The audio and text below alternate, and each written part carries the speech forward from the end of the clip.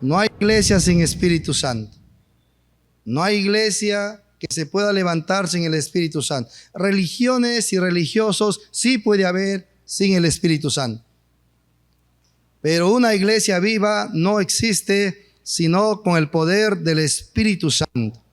Y esa iglesia viva, como habíamos visto, tiene la característica de que en sus labios lleva la palabra y anuncia el evangelio de Cristo. Y no anuncia cuentos chinos, y no anuncia para que te vaya bien, para que tengas un proyecto de vida, para que te arregle tu familia, porque eso no es el problema del ser humano.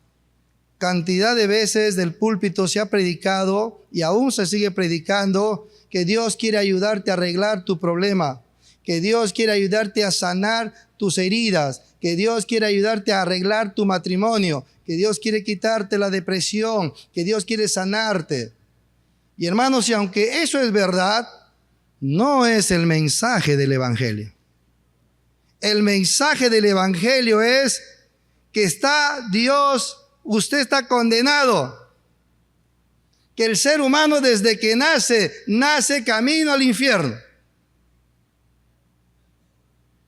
Que eso ya se ha declarado. Que estamos perdidos, separados de Dios, a tal punto que la Biblia dice que estamos muertos.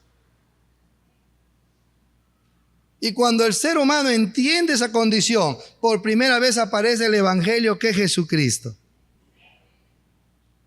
Por ese Cristo Jesús, el Hijo de Dios, podemos venir a tener reconciliación con el Padre.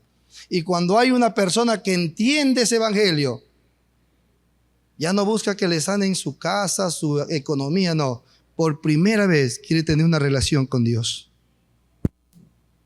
Por primera vez su vida quiere comenzar a caminar con Dios. Pero cuando no llegue ese mensaje al corazón, puede terminarse todo en una religión, haciendo muchas cosas que se hacen en la religión, cantar, orar. Como alguno me decía, ¿qué muestra tenemos nosotros de que andas en intimidad con Dios? Oramos, dice. Los musulmanes oran 5 veces. Leemos la Biblia. Cantidad de religiones, mormones y tantas otras cosas, testigos, leen la Biblia. Entonces, ¿qué es la señal de esa intimidad con Dios? Pues hoy día lo vamos a ver en este pasaje. Porque queremos ser esa iglesia viva, amén. ¿Cuántos este año quieren tener un cambio en su vida? Un cambio en su relación con Dios. Porque esto, como yo les venía diciendo, nadie les puede obligar. Esto es producto de que alguien se ha encontrado con Dios, le ha llenado de su espíritu. Y es su espíritu que provoca en ellos ese caminar diferente. Es su espíritu que comienza a hacer que ese nuevo hombre quiera parecerse a las virtudes de Cristo Jesús. Y yo les decía, si usted pertenece a la iglesia de Cristo y no tiene eso, hay que revisar si está entristeciendo al Espíritu Santo. Hay que revisar si lo está contristando, si le está resistiendo. Y entonces, aunque es de la iglesia de Cristo, usted puede ser que no parezca a esa iglesia.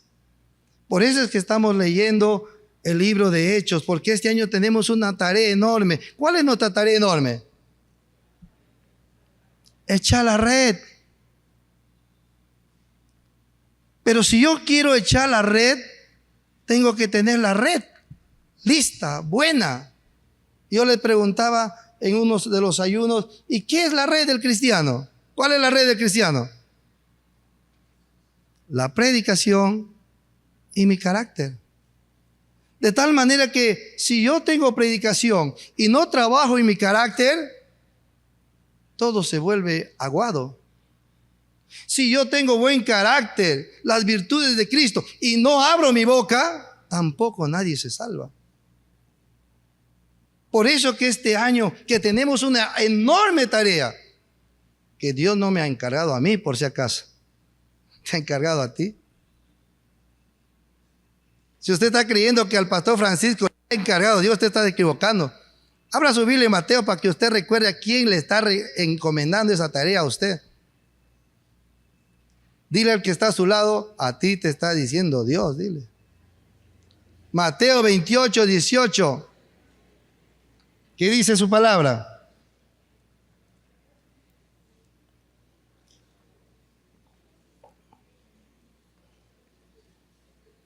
¿Qué dice su palabra? Id y haced discípulos a todas las naciones, bautizándolos en el nombre del Padre, del Hijo y del Espíritu Santo. ¿A quién le está dando esa orden el Señor?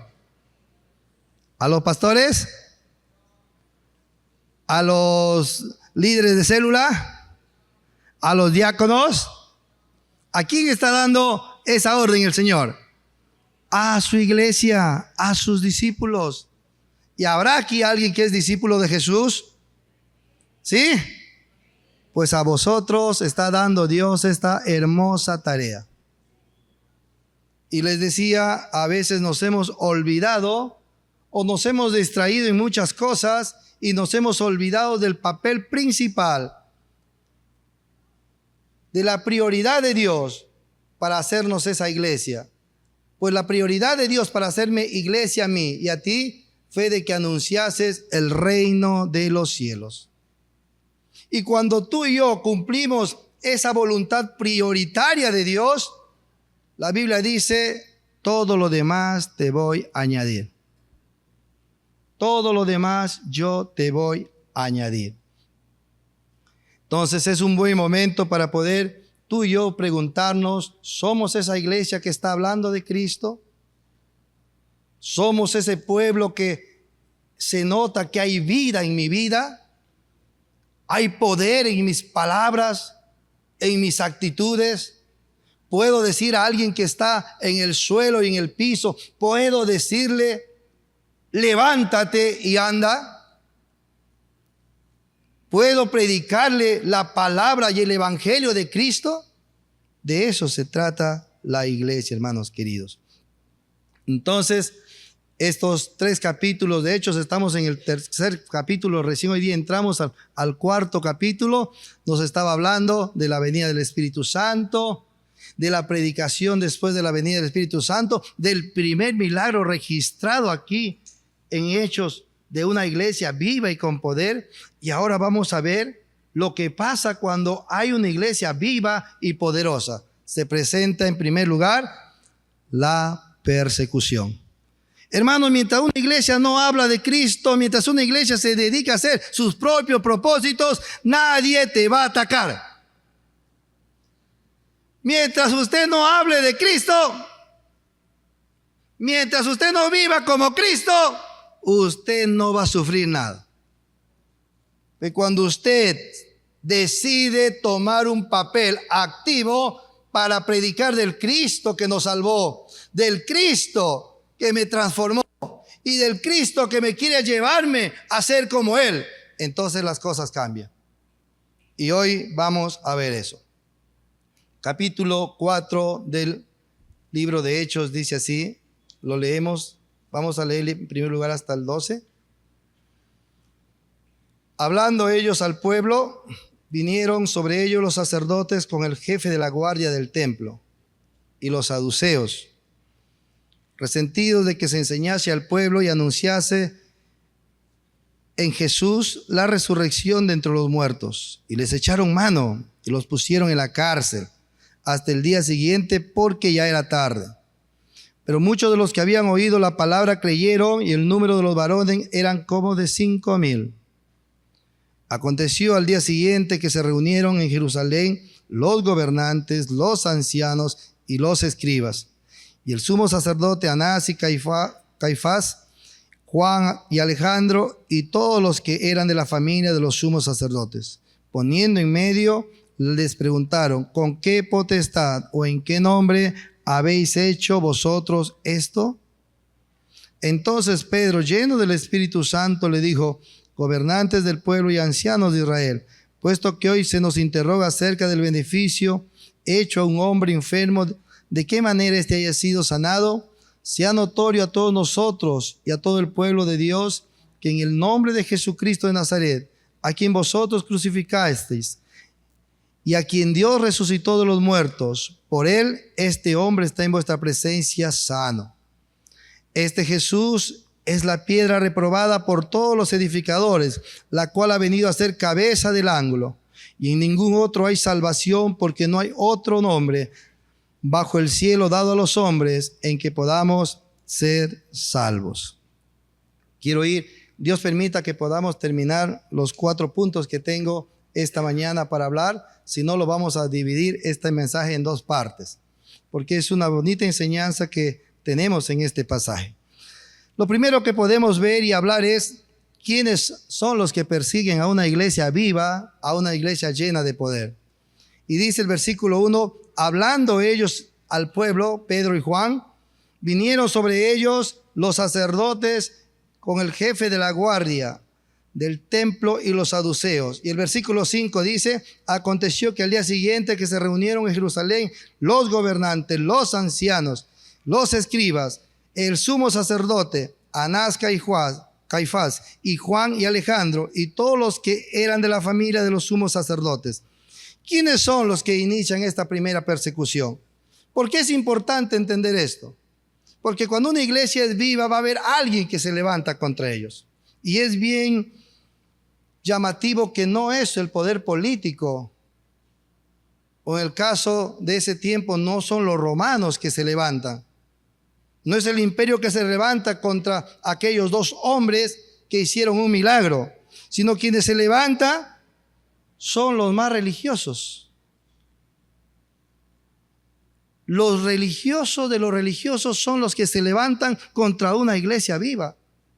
Y esto es importante entender, porque muchas veces en tu casa, en tu familia, que todavía no tiene a Cristo Jesús en tu corazón y muchas veces tienen su religión, son los que más se oponen cuando tú vienes a Cristo Jesús.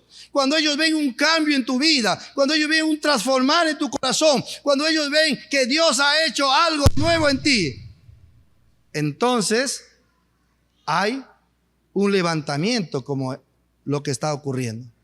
¿Quiénes son los que inician la persecución? Los religiosos. Aquí dicen así, los sacerdotes con el jefe de la guardia. Ellos eran los que tenían que cuidar la verdadera religión del pueblo judío. Ellos son los que deberían haber reconocido al Mesías, juntos con los saduceos, juntos con los escribas, con los ancianos. ¿Quiénes son ellos? Ellos son los doctores de la ley, son los grandes estudiosos de la palabra de Dios, del pueblo judío. Tendrían que haber entendido quién hacía estos milagros. Pero ellos fueron los que menos conocieron el obrar del Espíritu Santo y el obrar del pueblo de Dios que está vivo y tiene poder. Y aquí quiero ir a que los sacerdotes, dice el jefe de la guardia, y los saduceos. ¿Quiénes eran los saduceos? Los saduceos pertenecían a un grupo religioso que lo único que creían era lo que podían palpar, lo que podían tocar, lo que podían ver y lo que podían sentir. Ellos no creían en nada lo espiritual, no creían en la resurrección, no creían en la vida después de la muerte, no creían en nada de lo espiritual. Aunque el Antiguo Testamento hablaba de los ángeles y de los demonios, ellos no creían nada de eso. Estos son los religiosos que quitan y recortan la palabra de Dios. Y hay mucha gente a nuestro alrededor que dice que cree y que recorta la palabra de Dios. Que ellos creen tal cosa, que ellos aceptan que todo lo puedo en Cristo que me fortalece, que ellos aceptan que si Dios está conmigo, ¿quién contra mí? Pero cuando Dios demanda responsabilidad, cuando Dios demanda abnegación en una vida cristiana, entonces dicen, no, eso ya no. Así eran estos hombres religiosos. Los otros grupos son los escribas y los ancianos. A estos pertenecían los fariseos. cantidad de fariseos eran los doctores de la ley. Eran hombres muy estudiosos de la ley. Estos hombres tenían ciertas características que se vestían para hacer notorio que ellos eran los rabinos. Y no solamente se vestían así, sino que siempre buscaban que les alaben, que les reconozcan. Siempre vivían dependiendo del ojo de la gente. ¿Se da cuenta cómo son los religiosos? El religioso vive de lo que los demás están. Si la gente le mira, se porta bien, viene tranquilo, cuida su boca. Pero si no le miran, saca la lengua, saca las pistolas. Es irreconocible. De esos tipos de religiosos se levantan contra una iglesia llena de poder, llena de vida. Y es lo más llamativo, hermanos queridos, que no se levantan 3, 4. Hermanos, eran 2 hombres, humildes pescadores, proclamando de Cristo Jesús. Y en vez de que vengan otros 2, otros 3, viene toda una cantidad y comitiva a presionar a que no hablen de Cristo Jesús. Eso es la actitud de la religión, de los religiosos. Ellos comienzan a exigir, a demandar que se calle. Pero para que se calle, una de las armas que ellos utilizan es el temor, es el miedo. ¿Por qué persiguen a la iglesia viva, a la iglesia llena de poder? ¿Por qué persiguen los religiosos? Porque son incrédulos. Porque solamente creen que creen, pero su corazón solamente acepta su propia opinión. Ellos solamente siguen lo que a ellos les parece correcto. Ellos solamente siguen lo que ellos ven que debe ser así. Pero cuando tú le planteas, pero aquí dice la palabra de Dios, ellos dicen, no, me quedo con lo que yo pienso, me quedo con lo que yo entiendo, no acepto nada más. Por eso es que persiguen. Y estas son las características de un incrédulo y de la incredulidad. ¿Cuáles son? Son 3 características. Primero, que son tan llenos de cobardía. Tan llenos de cobardía. Porque vienen con un grupo, vienen con el jefe de la guardia, les atemorizan. En una versión, estas palabras que dice, les echaron manos y les pusieron a la cárcel.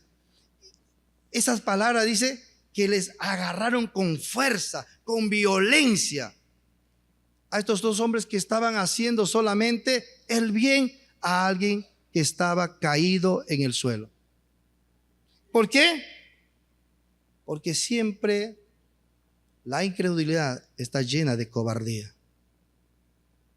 Por eso que el incrédulo, mientras tiene billete, es poderoso.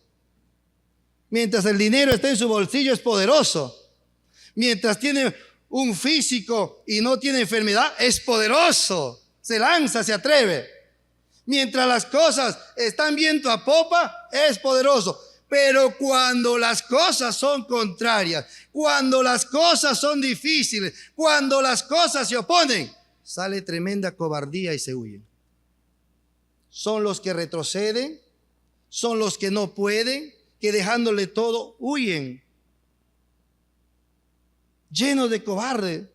Por eso que usted va a ver que los cobardes, los maltratadores, siempre van a ser tremendos cobardes que dominan a los que son pequeños. Por eso un hombre maltratador es un tremendo cobarde. Porque cuando tendría que enfrentar a uno como si igual, huye, tiene miedo. Pero a su pobre esposa, pequeña, frágil, le puede agarrar como sea. Eso es la actitud y la característica de la incredulidad. Pero el Hijo de Dios, la iglesia de Cristo, no es así. Amén. La iglesia de Cristo, sea que haya viento en popa o sea que haya dificultad, ella permanece, ella sigue, ella avanza, porque no está puesta sus fuerzas en sí mismo, sino en el Dios que le llamó. No está su poder en su propia sabiduría, sino en la sabiduría del cielo. Esa es la iglesia de Cristo. Por eso 2 Timoteo 1:7 dice, porque no nos ha dado Dios espíritu de cobardía, sino de poder, de amor y de dominio propio. ¿Hay alguien de la iglesia de Cristo aquí? Pues si hay alguien aquí, la Biblia dice que tú tienes espíritu de poder, no de cobardía. Y déjame decirte que una de las armas más antiguas y más usadas por el diablo es meter miedo al cristiano. Porque cuando el diablo logra meter miedo en el corazón del cristiano, trastoca su fe. Y esa hermosa fe que tenía, ahora es una fe en su contra, porque el miedo es fe, pero en tu contra. Porque la Biblia dice, lo que tú crees te sea hecho. Y cuando tú crees todos tus temores, pues te sea hecho, dice. Por eso que Dios, algunos estudiosos de la Biblia dicen que hay 365 veces en la Biblia Dios diciéndole a su hijo, no temas, no temas, yo estoy contigo, no temas, no temas, yo estoy contigo. Y los estudiosos de la Biblia dicen, quizás Dios sabía que cada día va a traer tanto miedo que 365 días, o sea, una vez cada día Dios diciéndote, no temas, hoy día la cosa va a estar difícil, hoy día la vida va a estar difícil, pero no temas, yo estoy contigo. El cristiano cuando entiende eso sale victorioso cada día a pelear su batalla. Porque no va solo, sino sabe que va con Dios. Otra característica de la incredulidad es que rechazan el mensaje. ¿Qué mensaje? Dice que aquí el versículo 2 dice, resentidos de que se enseñase al pueblo y anunciase en Jesús la resurrección de entre los muertos.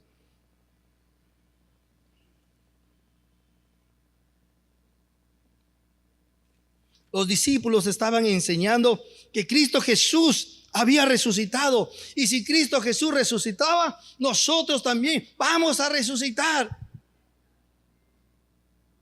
Y eso es lo que rechaza el religioso. El religioso quiere una religión de acuerdo a lo que él piensa y cree.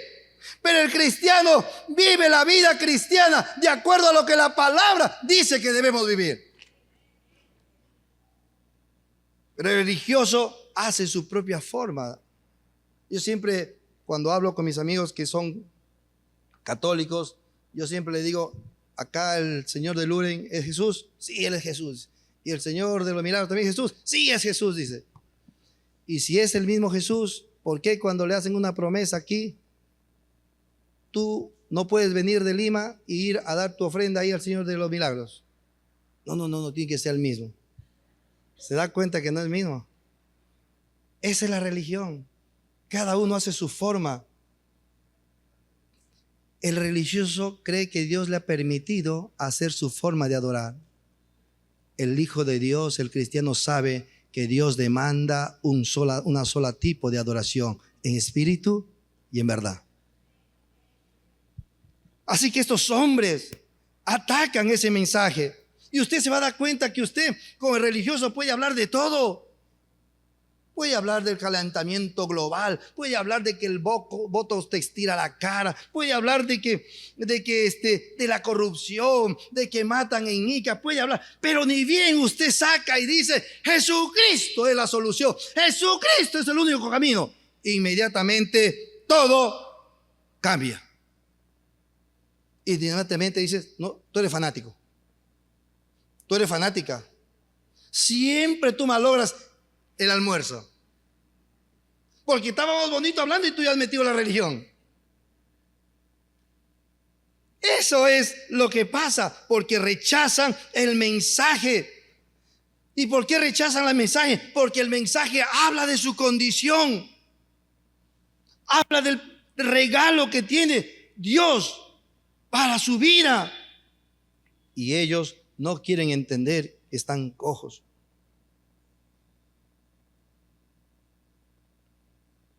Por eso dice el libro de Juan, que la luz vino al mundo y los hombres amaron más las tinieblas y se alejaron de la luz.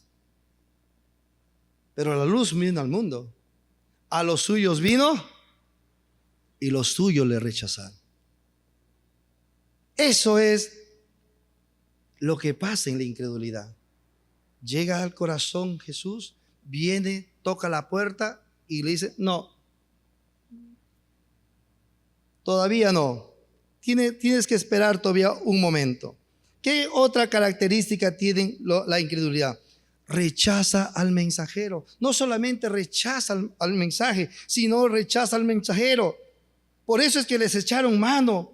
Por eso es que les metieron a la cárcel. Por eso vinieron y les pusieron en el centro del Sanedrín, para confrontarlos, para atemorizarlos, para intimidarlos. Porque el mensajero lleva el mensaje de la verdad. Y por eso muchos no quieren ponerse en ese ojo de la tormenta. Pero si tú perteneces a la iglesia de Cristo, tú vas a estar en el ojo de la tormenta. Porque tu boca no va a poder parar ni declarar lo que ha visto y lo que has oído. Que Cristo es la solución, que Cristo es el regalo para levantar a cualquiera que está caído, para levantar y trasladar del reino de la luz, del reino de las tinieblas al reino de la luz. Y cuando confrontamos con eso, entonces todo el infierno se levanta contra ti. Todos comienzan a confabular contra ti. Y si te está pasando esto, yo te animo que te alegres, porque si te está pasando eso, están reconociendo que tú perteneces a esa iglesia viva. Si están comenzando a decir: ya no le llamen, ese no toma, ya no le inviten, eso ya no habla con nosotros, ya no, alejen, sáquele de la agenda. Tú alégrate, porque estás siendo testimonio a otros que Cristo está obrando en ti. Pero si nadie te dice nada y todos más bien siguen contigo, algo está pasando. Algo está pasando. Tal vez el único mensaje que estás llevando es un mensaje de religión. Un mensaje que no tiene nada que ver con la palabra de Dios. Y por último, la incredulidad es algo irracional. La incredulidad no le gusta ver los hechos, lo que está ahí frente a ellos. Frente a ellos, ¿quiénes estaban? Dice, por él, versículo 10. Dice, por la última parte, dice, por él este hombre está en vuestra presencia. ¿Quién estaba ahí? Estaba el cojo que había sido sanado. Ellos lo veían, pero aunque lo veían, no lo aceptaban. Hermano querido, mire cómo es la incredulidad. Mire cómo es la religiosidad. Mira cómo es aquel que se opone a Cristo. Te ha visto cambiada. Tu boca ha cambiado. Tus actitudes han cambiado. Pero no acepta eso. No acepta ese hecho. Y así de irracional es la incredulidad. Y en vez de aceptar que tu vida está cambiando, comienzan más bien a decirte: no te han lavado el cerebro. Se están dando cuenta que ya no eres el borracho. Se han dado cuenta que ya no eres el adúltero. Se dan cuenta que ya no eres el fornicario. Se están dando cuenta que ahora eres el joven que está comenzando a tener una dirección diferente en la vida. Pero a pesar de eso dicen: no, hemos tenido jóvenes en nuestra iglesia, hermanos, que producto de recibir a Cristo Jesús, su vida cambió. Y paraban en la iglesia, en el templo, acá, en las actividades. Y un padre supo decirme, el joven pudo decirme a mí: pastor, ¿sabes qué me dijo mi papá? Prefiero que te vayas otra vez a tu borrachera y a la discoteca que estar metido en el templo. ¿Y cuántos esposos también te habrán dicho a ti? Parece que estás ya ahí. ¿Qué pasa? Estás ahí todo el día en la iglesia. Pero no se alegran de que ahora tú sabes cocinar. No se alegran de que tú ahora le tratas bien. No se alegran que ahora tu corazón es diferente. Porque no reciben los hechos. ¿Se da cuenta cómo es la incredulidad, hermano? Eso era lo que estaban atacando. Esos estaban atacando a la iglesia viva y verdadera. Versículo 8, ¿cómo defender nuestra fe?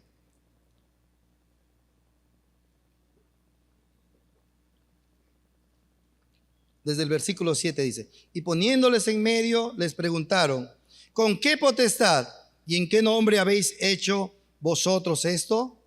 Entonces Pedro, lleno del Espíritu Santo, le dijo: gobernadores del pueblo, ancianos de Israel, puesto que hoy nos interrogan acerca del beneficio hecho a un hombre enfermo, de qué manera haya sido sanado, sea notorio a vosotros y a todo el pueblo de Israel, que en el nombre de Jesucristo de Nazaret, a quien vosotros crucificasteis y a quien Dios resucitó de los muertos, por él este hombre está en vuestra presencia sano.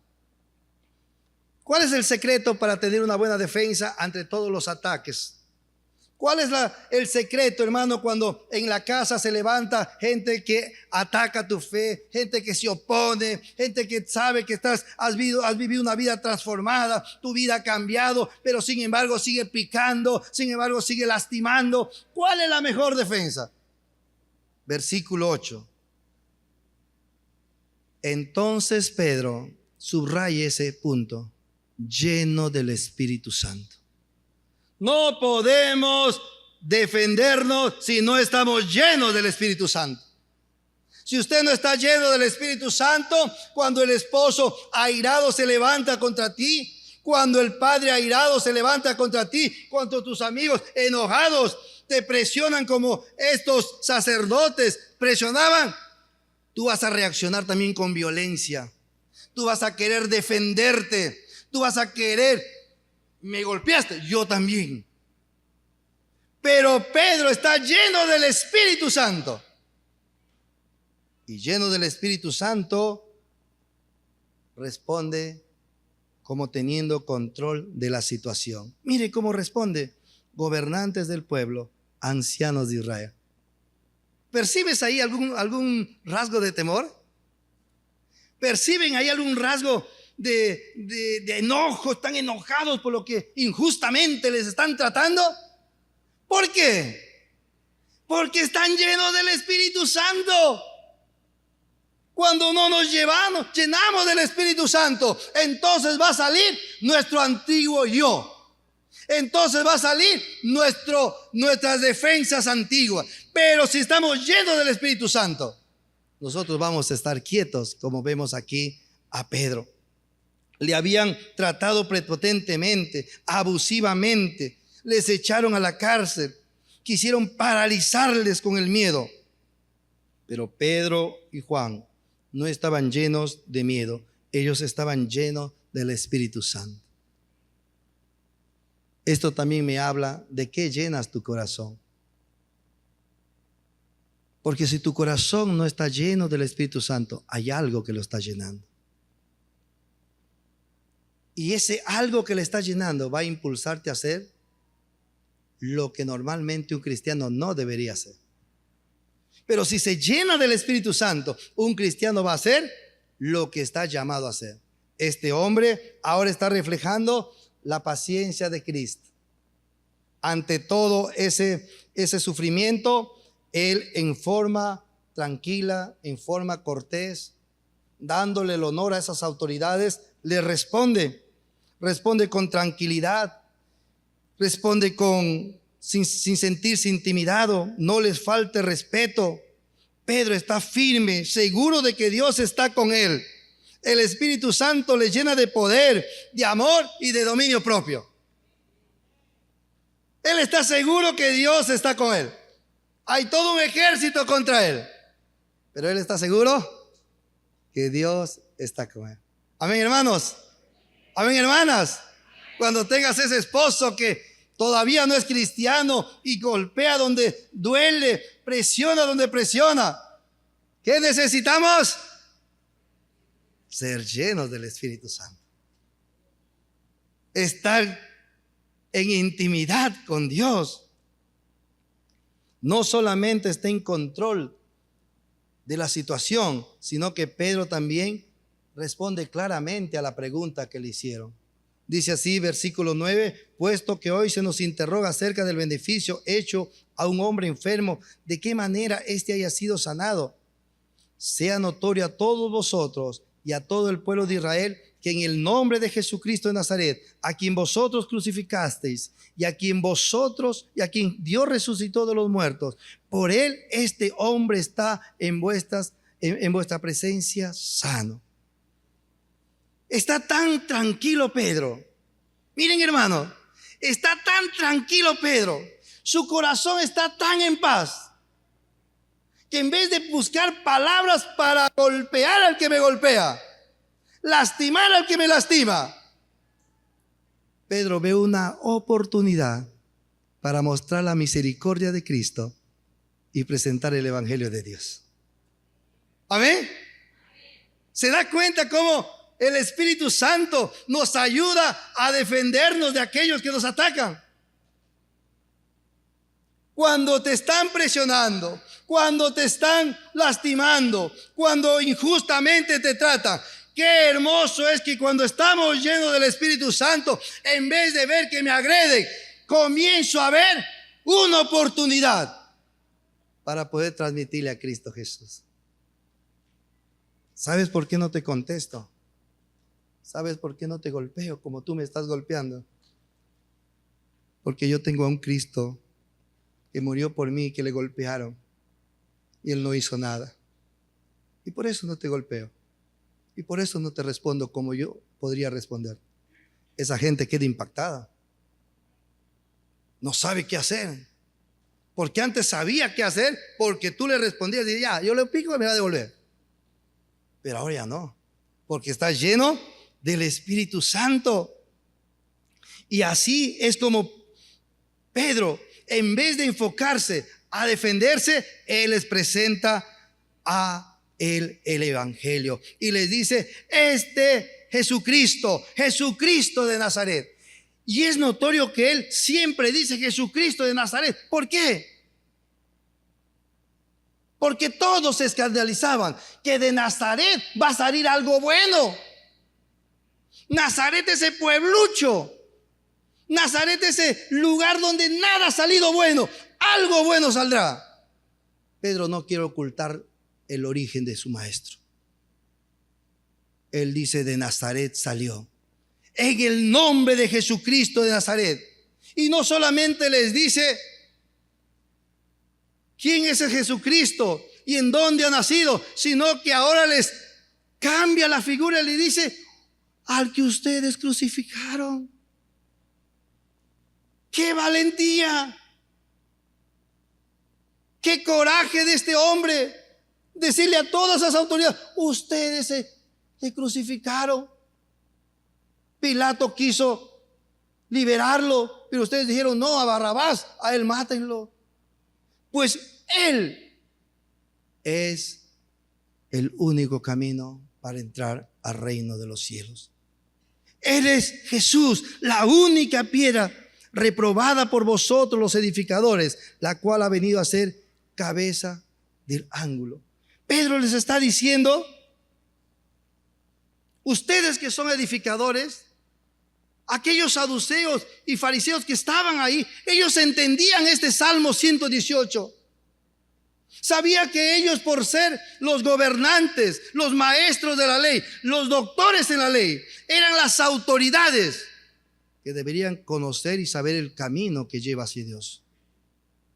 Y deberían escoger todas las mejores piedras para construir un camino correcto, una casa correcta para Israel, para su Dios.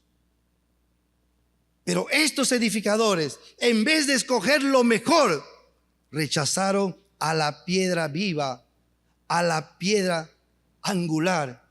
Lo reprobaron, lo rechazaron a Jesucristo. Ellos sabían que le está diciendo a ellos, que les estaba acusando. Ustedes deberían haber hecho eso. Y hermano querido, esa parte de la palabra también es para ti y para mí. Porque cada uno de nosotros también está edificando una casa. Porque esta vida necesita tenerse usted y yo una casa en que cobijarnos de todo lo que ocurre en esta vida. situaciones difíciles en el matrimonio, situaciones de enfermedad, situaciones de accidente, situaciones de peligro. Tenemos y necesitamos hacer una casa. La pregunta es, ¿qué piedras estás utilizando? Muchos utilizan las piedras de la educación, las piedras de la política, las piedras de la sociología, pero la única piedra angular para que una casa no caiga es la piedra que se llama Jesucristo. Y cuando uno está parado en Jesucristo, esa casa nunca cae. No importa que haya dificultades, no importa que haya problemas, esa casa permanece.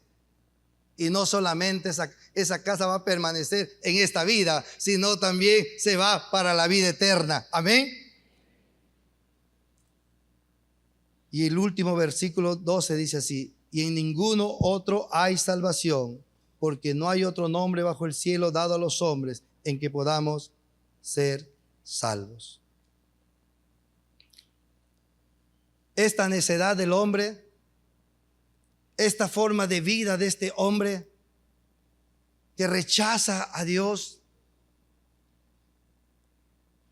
que desaprueba a Cristo, le está llevando a la condenación, le está llevando a la muerte eterna. Si Pedro terminaba ahí su mensaje, todo quedaba mal.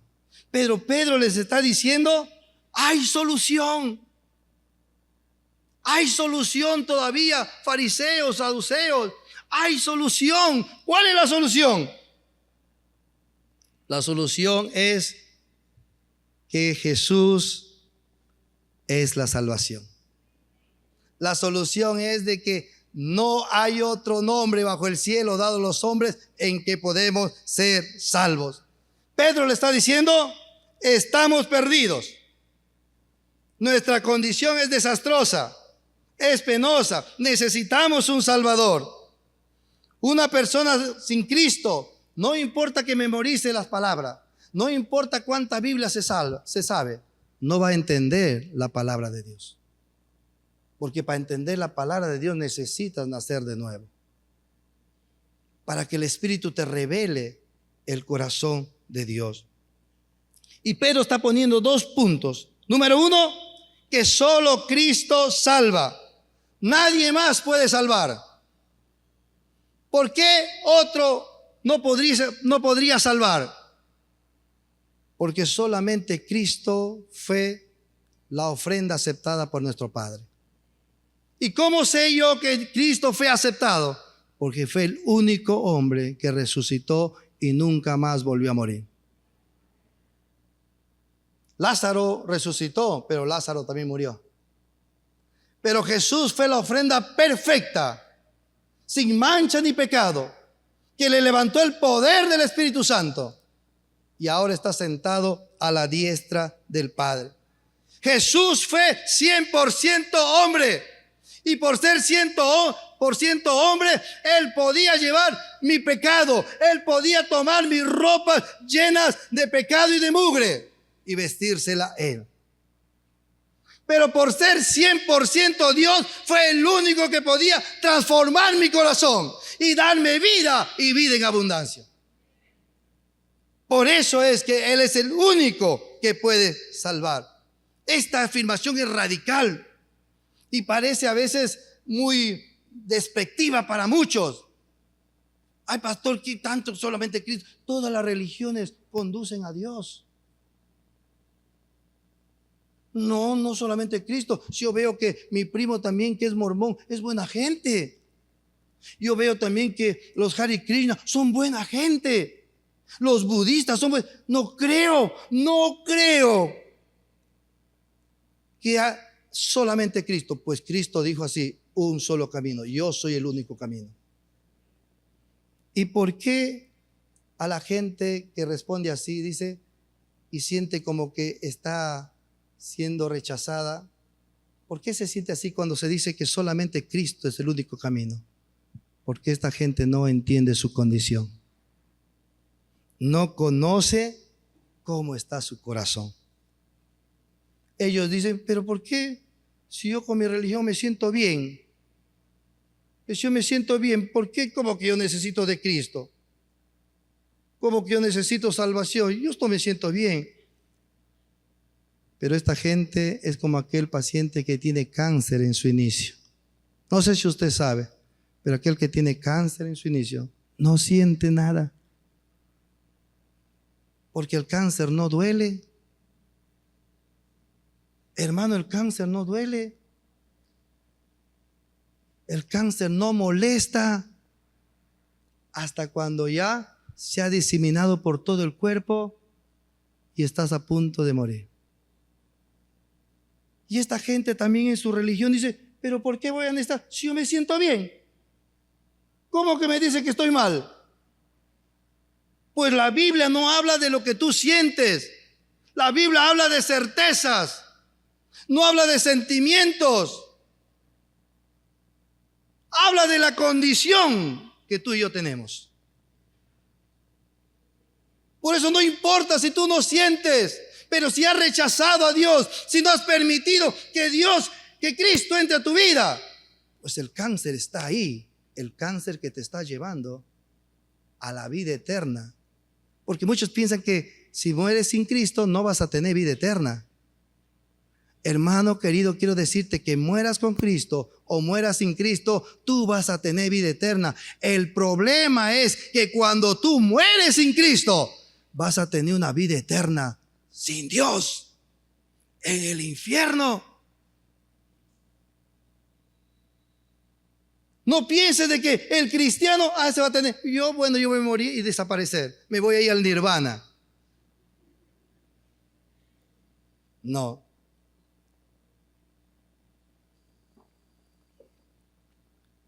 Va a haber vida eterna, pero sin Dios.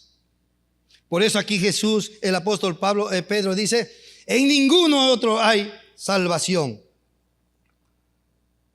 sino solamente en Jesús. Me faltan 2 puntos por terminar, pero quiero quedarme ahí para la próxima semana. ¿Hay alguno aquí que está siendo perseguido en este tiempo?